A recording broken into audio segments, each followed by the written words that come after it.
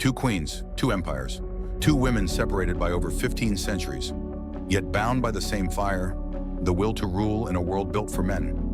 One was born among temples and gold, the other in a castle of stone and fear. Cleopatra, Elizabeth I, two rulers who shaped history, not just through power, but through genius, courage, and conviction. Today, we'll explore their lives, their choices, and their legacies to answer one question that has echoed through the ages. Who was the most influential queen of all time? Cleopatra was born in 69 BC in Alexandria, the crown jewel of the ancient world, a city of scholars, astronomers, and poets. But Egypt was no longer the unshakable empire of the pharaohs. It had become a fragile kingdom, rich in culture, but threatened by Rome's growing might. Centuries later, Elizabeth Tudor entered a very different world, yet one equally unstable. Born in 1533, in a land divided by faith and fear. Her father, Henry VIII, broke from the Catholic Church just to marry her mother, Anne Boleyn, a decision that reshaped England forever. But when Anne was executed while Elizabeth was only 3 years old, the young princess learned early that the throne could be deadly. Two women, two worlds, and one truth that united them. Power is never given. It must be taken. Cleopatra was far more than a beautiful queen. She was a linguist, a philosopher, a master of diplomacy and persuasion. She spoke 8 languages, studied astronomy and politics, and understood one thing better than anyone else: people. In 48 BC, Egypt was on the verge of civil war. Her brother, Ptolemy XIII, had turned against her, and Rome, the world's greatest superpower, was watching. That's when Cleopatra made her move. She had herself smuggled into the royal palace, wrapped inside a carpet.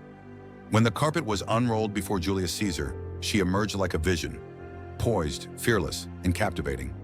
She didn't beg for mercy. She offered an alliance, and she got it. With Caesar's support, Cleopatra reclaimed her throne. She stabilized Egypt's economy and revived Alexandria's glory. Her intelligence made her indispensable. Her charisma made her unforgettable. But when Caesar was assassinated in Rome, Cleopatra acted swiftly once again. She allied with Mark Antony, Caesar's most powerful general. Together, they became a force Rome could not ignore. Their love story became legend, and their ambition a threat. Rome struck back. At the Battle of Actium, their fleet was destroyed. Antony fell on his sword, and Cleopatra, refusing to be paraded as a trophy, chose her own end. A venomous asp, a final breath, a queen who decided how her story would end. Cleopatra didn't die in defeat. She died in control, and by doing so, she became eternal. Not a victim, but the last pharaoh, and the first global symbol of female power. Elizabeth I ascended the throne in 1558. England was fractured, torn between Catholic and Protestant factions, weak, uncertain, and threatened by foreign powers. Many doubted that a woman could rule alone. But Elizabeth wasn't just any woman. She was cautious, brilliant, and unshakably determined. She knew that marriage would mean surrendering power, so she made a choice that shocked the world. I will have but one mistress here, and no master. England shall be my husband. Under her leadership, England found unity. Art flourished. Shakespeare wrote his masterpieces. Explorers like Francis Drake and Walter Raleigh sailed beyond the known world, and the people began to call her the Virgin Queen.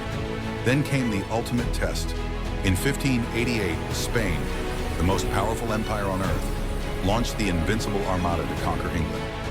Elizabeth rode to the coast to face her troops, clad in shining armor, and declared, I know I have the body of a weak and feeble woman, but I have the heart and stomach of a king. The words electrified her soldiers. The battle turned, and storms favored England. Spain's mighty fleet was destroyed. That victory transformed England into a world power, and Elizabeth into a living legend. Her reign would be remembered as the Elizabethan era, an age of discovery, art, and national pride that shaped modern Britain. Cleopatra and Elizabeth, two queens who never met, yet mirror each other across time. Both ruled alone, surrounded by men who underestimated them. Both understood that power was not inherited, it was built. Cleopatra ruled through charm, intellect, and myth. Elizabeth ruled through discipline, patience, and strategy. One was the last breath of ancient Egypt, the other the first heartbeat of modern England. Cleopatra dressed as a goddess to survive. Elizabeth called herself a king to be obeyed. Two faces of the same truth. That female power had to disguise itself to be accepted. But once unleashed, that changed the world. Cleopatra and Elizabeth I. Two queens, two worlds, two legacies that refused to fade. One died amid silk and venom, the other among books and glory. Yet both proved that leadership has no gender, that intelligence can defeat armies, and that the true mark of power is endurance. Cleopatra defended her world until her final breath. Elizabeth built a new one from its ruins. One ended an era, the other began one.